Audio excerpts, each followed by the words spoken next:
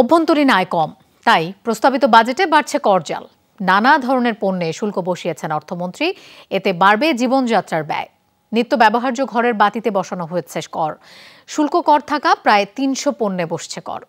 পানির ফিল্টার, কোমল পানীয়, আমদানি করা বীজে বসানো হয়েছে বাড়তি শুল্ক। ফলের জুস, আইসক্রিম এবং ওষুধ কিনতেও ব্যয় করতে হবে বেশি অর্থ। কমতে পারে ২৭ ধরনের নিত্যপণ্যের দাম। এছাড়া কমার তালিকায় আছে গুঁড়ো দুধ, ল্যাপটপ, ডেঙ্গু কিট, বিমানের ইঞ্জিন ও প্রোপেলার।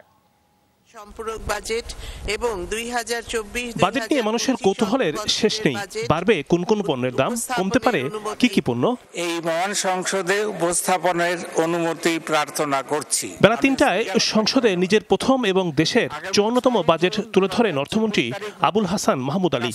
আইন ২০২৩ এবার নিত্য প্রয়োজনীয় পণ্যের দাম বৃদ্ধির তালিকা দীর্ঘ করেছেন অর্থমন্ত্রী। শূন্য শুল্ক থাকা প্রায় ৩৫০ পণ্যে বসছে ১% শুল্ক, অর্থাৎ দাম বাড়তে পারে ভুট্টা, সরিষা বীজ, তুলা ও শাকসবজির বীজ, কয়লা, পেনিসিলিন, ইনসুলিন, পেপার বোর্ড ইত্যাদি। মূলধনী যন্ত্রাংশ আমদানিতে শুল্ক বৃদ্ধির প্রস্তাবে বাড়তে পারে লিফট, সিসিটিভি, ওয়াটার পিউরিফায়ার সহ একাধিক পণ্যের দাম।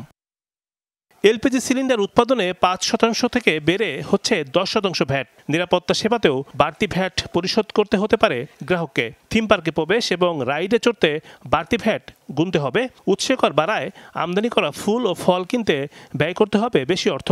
ট্রাস্ট, সরকারি বিশ্ববিদ্যালয় সহ অন্যান্য কয়েকটি প্রতিষ্ঠানের সুদ থেকে আদায় করা হবে বাড়তি কর। টার্নওভার কর বাড়ায় বেশি দামে কিনতে হবে কোমল পানীয়, কার্বোসের এনার্জি ড্রিঙ্ক। নিলামকৃত পণ্যের ক্রেতা এবং অ্যামিউজমেন্ট পার্ক ও থিম পার্ক সেবার ক্ষেত্রে বিদ্যমান মূসক হার ৭.৫% পরিবর্তে ১৫% নির্ধারণ করার প্রস্তাব করছি।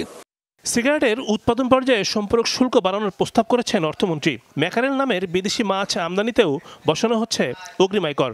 আমসত্ত্ব, ফলের রস, আইসক্রিম উৎপাদনে ভ্যাট ৫% থেকে করা হয়েছে ১০%। ইটে বিভিন্ন হারে বাড়ানো হয়েছে কর। রাজস্ব প্রশাসনের স্বচ্ছতা ও জবাবদিহিতা বৃদ্ধি পেয়েছে। ইতিমধ্যে জাতীয় রাজস্ব বোর্ড কর্তৃক ভ্যাট এক্সপেন্ডিচার অ্যানালিসিস সম্পূর্ণ করা হয়েছে, যা বাজেট প্রণয়ন ও নীতি নির্ধারণে সহায়ক হবে।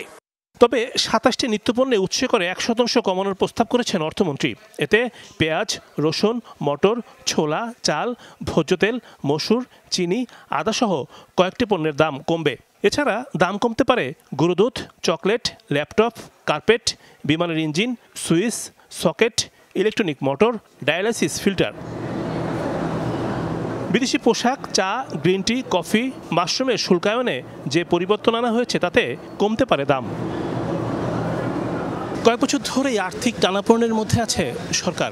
এমন অবস্থায় প্রস্তাবিত বাজেটে করজাল বিছিয়েছেন অর্থমন্ত্রী। করফাঁকি রোধ এবং রাজস্ব আয় বাড়াতে সরকার কতটা কঠোর হতে পারে তাই এখন দেখার বিষয়। রিমন রহমান, যমুনা নিউজ, ঢাকা।